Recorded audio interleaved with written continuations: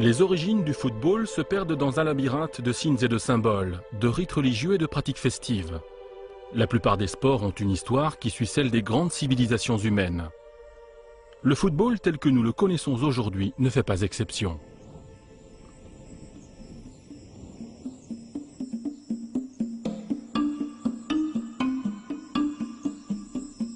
Il y a quelques 3400 ans, dans la région de l'actuel Mexique, les Indiens pratiquaient déjà un sport d'équipe avec une balle de caoutchouc.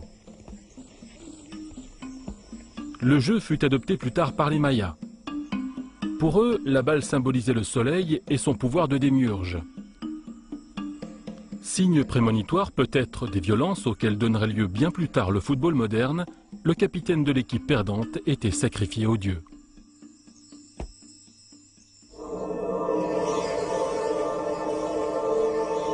Les Chinois étaient plus indulgents. Le Tsushu, sport en vogue sous la dynastie Han, célébrait non pas la mort, mais la vie. Au IIe siècle avant notre ère, le poète Liu en parlait en ces termes. La balle est ronde et le terrain carré, comme le ciel et la terre. La balle nous survole comme le soleil, tandis que les deux équipes se font face.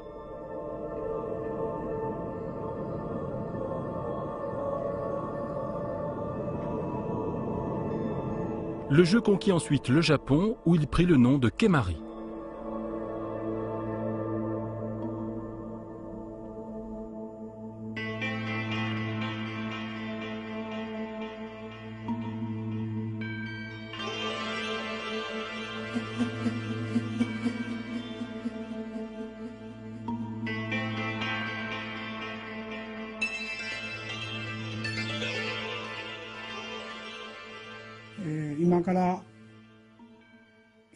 Tout a commencé il y a environ 1400 ans. Ce jeu a été importé de Chine, en même temps que le bouddhisme.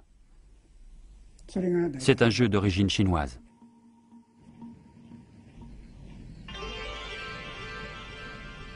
Le Kemari donnait lieu à un rituel élaboré et à un cérémonial bien éloigné des pratiques sportives actuelles.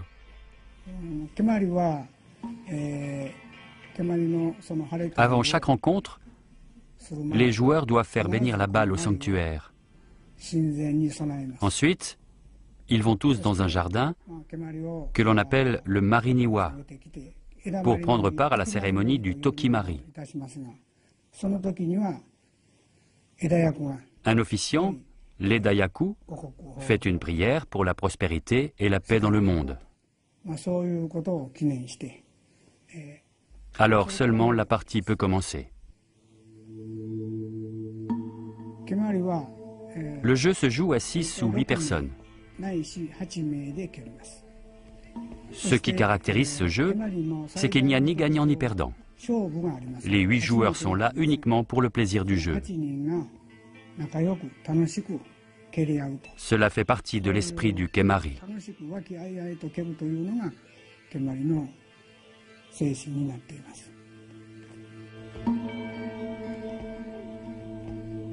Si les Japonais privilégiaient la sérénité et la spiritualité du Kemari, les Romains concevaient en revanche leur jeu comme de véritables batailles en vase clos, comme une lutte impitoyable, une lutte souvent à mort.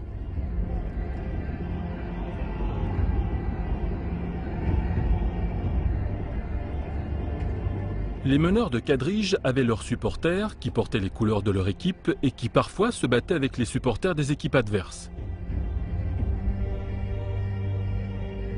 Mais les Romains ne pratiquaient pas de jeux de balle dans l'arène.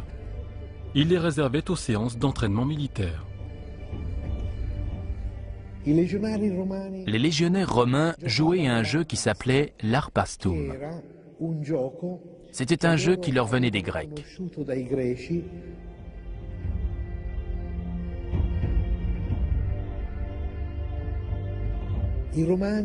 Les Romains se sont appropriés ce jeu.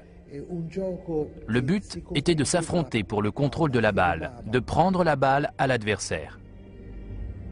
Ils se répartissaient sur 4 lignes différentes. Il y avait les Astati, les Veliti, les Principi et les Treari. Ces 4 lignes ont progressivement donné naissance aux attaquants, aux milieux de terrain, aux défenseurs et aux gardiens de but que nous connaissons aujourd'hui.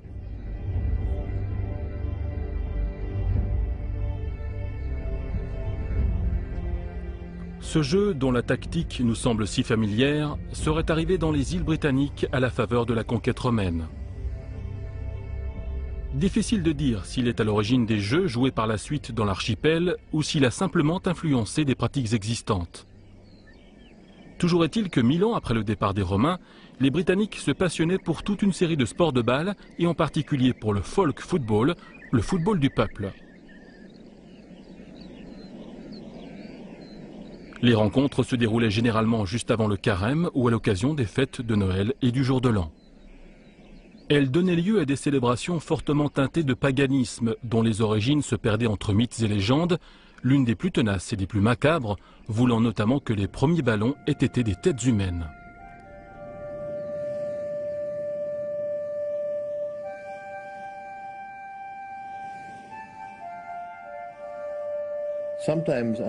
Il arrive qu'une vieille coutume tire ses origines d'une source impossible à identifier. Il semble alors être une simple émanation de l'histoire. C'est le cas de la légende de Tuskar. Tuskar était un petit chef local des îles du nord de l'Écosse, un tyran qui opprimait la population. Lassés, les gens ont fini par se révolter contre lui. Il a compris que le jeu était terminé et qu'il était temps pour lui de partir. Il s'est enfui en Écosse. Mais un preux chevalier de son île natale ne l'entendait pas de cette oreille. Il s'est dit qu'il fallait en finir une fois pour toutes avec ce tyran, et il s'est lancé à sa poursuite. Il l'a rattrapé dans la vieille ville de Perth.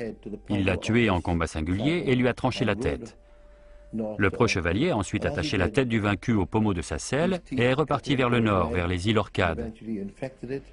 Tandis qu'il chevauchait, les dents de Tuskar lui ont pénétré la cuisse. La blessure a fini par s'infecter et la gangrène s'est installée. Il a néanmoins réussi à regagner Kirkwall, la capitale des Orcades. Il est monté sur la croix qui se trouve devant la cathédrale Saint-Magnus et il a jeté la tête de Tuskar à la foule massée à ses pieds pour bien montrer que l'oppresseur était mort. Puis il a rendu l'âme. Furieux, les gens se sont mis à donner des coups de pied dans la tête du tyran défunt.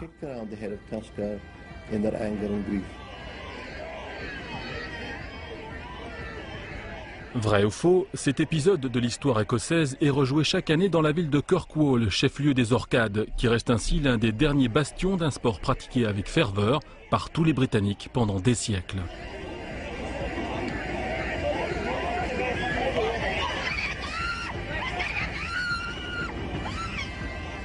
Il existait de nombreuses variantes, aujourd'hui tombées en désuétude.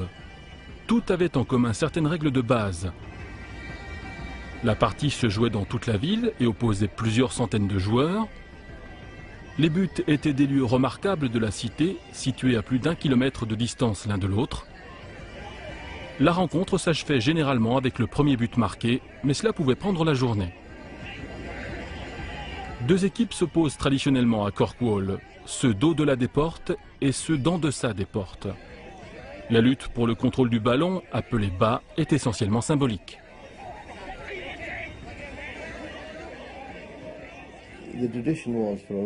Traditionnellement, si l'équipe de ceux d'en deçà des portes parvenait à prendre la balle, qui symbolisait l'influence du soleil, la fertilité, elle la lançait dans les eaux du port. Ainsi, la pêche serait bonne toute l'année. Par contre, si l'équipe de ceux d'au-delà des portes l'emportait, c'était le signe que les récoltes seraient abondantes, en particulier la récolte de pommes de terre, car cette équipe était surtout composée d'agriculteurs. Jusqu'à ces dernières années, les habitants d'une petite ville de Norvège téléphonaient tous les ans pour avoir les résultats et savoir ainsi si la pêche serait bonne.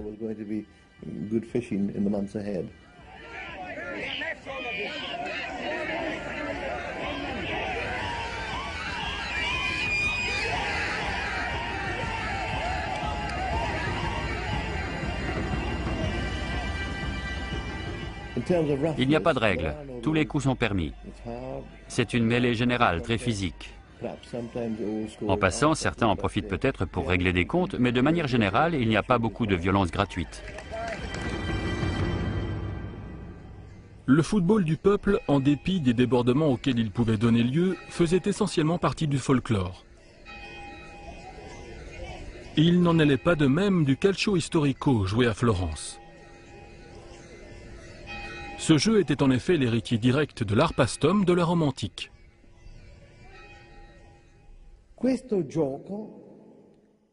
Ce jeu, très prisé des Romains, a été introduit très tôt dans la colonie de Florence.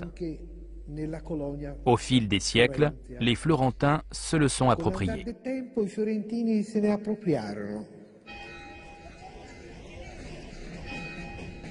Le calcio a des origines au moins aussi anciennes et une histoire aussi riche que le football traditionnel des Britanniques.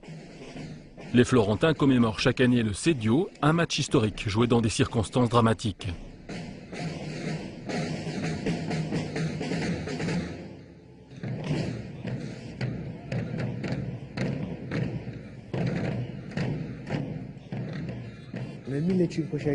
En 1530, les Florentins étaient assiégés par les troupes de l'empereur Charles Quint. Refusant d'interrompre les festivités du carnaval, la population décida d'organiser le 17 février une grande rencontre de calcio fiorentino, véritable pied de nez à l'assiégeant qui pensait avoir mis Florence à genoux. Cette attitude de défi est caractéristique de ce jeu violent, véritable épreuve de force et de courage entre les participants. Lors du Sedio de 1530, un certain Dante da Castiglione devint à lui seul l'incarnation de ses vertus viriles.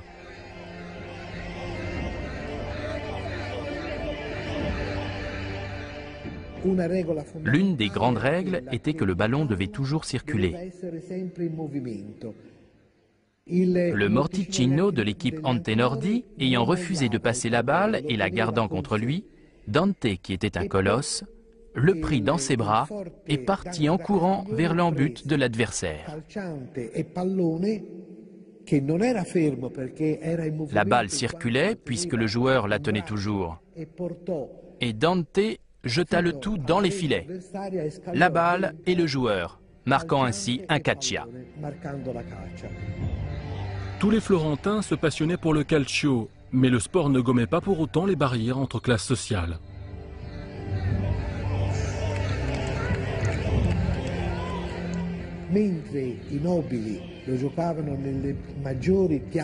Les nobles jouaient sur les grandes places de la ville devant un public nombreux.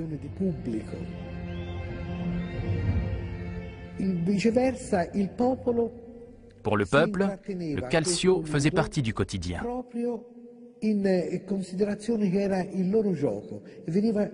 Les gens y jouaient un peu partout dans la rue.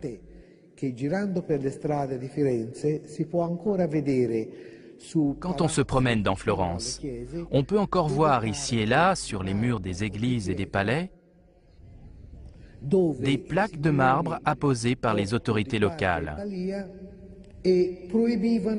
et interdisant les matchs informels de calcio dans le bas peuple.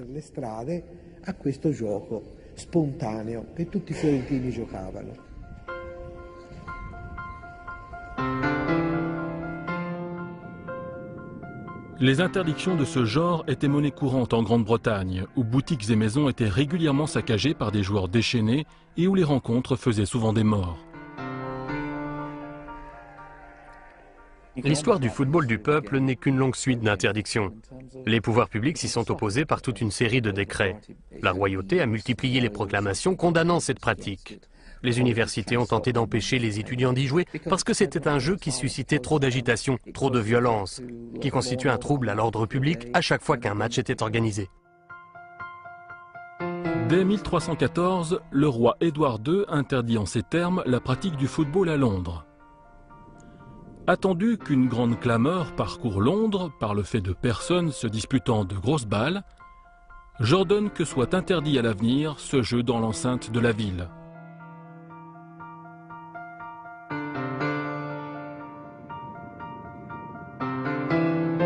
Les descendants d'Édouard ne furent guère plus tolérants.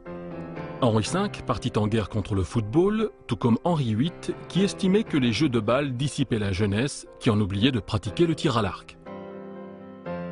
Mais ils ne parvinrent pas à empêcher leurs sujets de jouer au football. Ils étaient tous jeunes, ambitieux et talentueux. Leurs morts ont été subites et imprévues, affectant le monde du football. Et voici les amis, 10 footballeurs africains qui ont perdu la vie sur le terrain. Samuel Okwaradji. Diplômé en droit de l'université de Rome, Samuel était footballeur international nigérian qui évoluait au poste de milieu de terrain. Il avait participé à la CAN de 1988 et aux Jeux olympiques dans la même année. Lors du match de la qualification de la Coupe du monde de 1990 contre l'Angola, Samuel s'effondre sur le terrain victime d'une insuffisance cardiaque congestive. Il nous a quittés à l'âge de 25 ans. Marc-Vivien Foé. Le milieu de terrain défensif de la sélection camerounaise s'écroule à la 72e minute de la demi-finale Cameroun-Colombie de la Coupe des Confédérations 2003 sur le terrain du stade de Gerland de Lyon. Une autopsie détermine que la mort a pour origine une crise cardiaque consécutive à une malformation congénitale, autrement dit une hypertrophie cardiaque. Ben Idrissa Derme. Le milieu de terrain burkinabé s'est effondré subitement lors d'un match Bugla Friani en Coupe de France quelques minutes après le début de la seconde mi-temps à une crise cardiaque le 11 septembre 2016. Les premiers soins prodigués se sont rapidement avérés inutiles et les pompiers comme les médecins dépêchés sur place n'ont pas pu ramener le joueur à la vie. Endurance Idaho. Endurance Idaho était un joueur nigérian pour le club soudanais Al-Mareh. Le 6 mars 2010, Idaho s'est effondré lors d'un match avant de mourir sur le chemin de l'hôpital. Patrick Ekeng. Né le 26 mars 1990 à Yaoundé, Patrick, le milieu de terrain de la sélection camerounaise et de Dynamo Bucarest, est décédé peu de temps après à la suite d'une crise cardiaque lors d'un match de la championnat avec son club le 6 mai 2016. Une enquête menée par le ministre de l'Intérieur roumain révèle que l'ambulance qui le transportait à l'hôpital contenait des médicaments expirés et ne disposait d'aucun dispositif de réanimation. L'entreprise privée d'ambulance voit alors sa licence suspendue pendant 30 jours et paye une amende de 23 800 leu roumains. David Faramoya Onia. Ce footballeur nigérien évoluant en première liga malaisienne en tant que défenseur s'est effondré 3 minutes après le coup d'envoi d'un match amical à Cotobarou le 13 juin 2015. Le match fut interrompu 60 minutes après lorsqu'on a déclaré la mort de ce joueur de 30 ans à l'hôpital de Nia. Eddie Barakhissa. Débutant comme joueur de basketball, il se convertit ensuite en joueur de football. Il évolue tout au long de sa carrière au poste d'arrière gauche de l'Espérance sportive de Tunis et de l'équipe nationale de Tunisie. Lors d'un match amical contre l'Olympique lyonnais tenu au stade Sedli Juiten à Tunis, Eddie Barakhissa décède d'un arrêt cardiaque le 4 janvier 1997. Emmanuel Ogoli. Emmanuel Ogoli était joueur nigérien évoluant au poste de latéral gauche. Ce dernier s'est effondré le 12 décembre 2010 pendant un match de son équipe Ocean Boys. Il est décédé après avoir été conduit à l'hôpital. Moïse Bourou Apanga. Moïse Bourou Apanga est un footballeur gabonais d'origine ivoirienne. Né le 4 février 1982 à Abidjan, Moïse Bourou Apanga décède le 26 avril 2017 à Libreville suite à une crise cardiaque pendant un entraînement avec son club. Cheikh Ismaël Tchoté. L'international ivoirien Cheikh Tchoté est décédé à l'âge de 30 ans.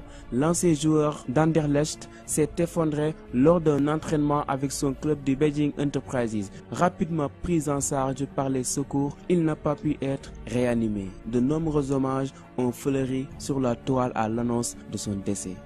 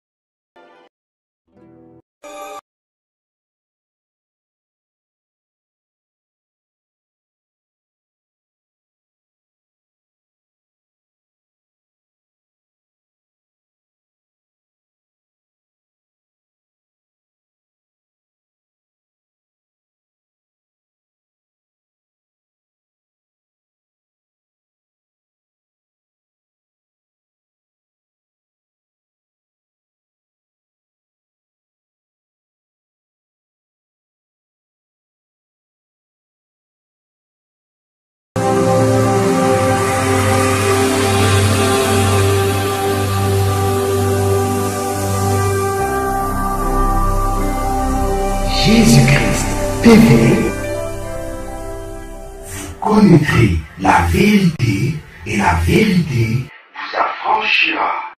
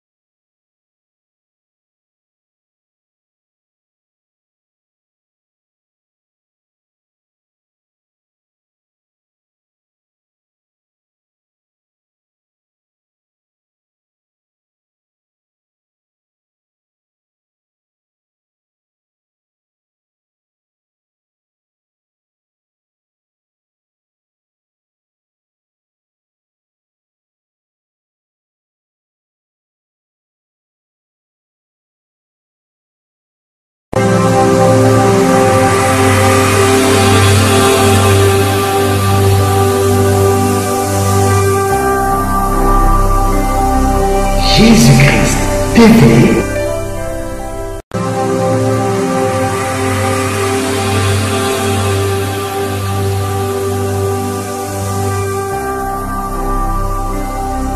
Jésus-Christ TV. Vous connaîtrez la vérité et la vérité vous affranchira.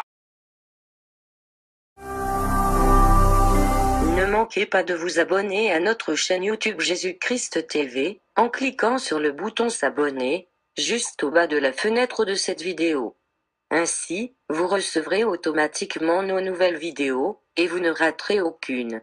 Vous connaîtrez la vérité et la vérité vous affranchira. Jean 8, 32.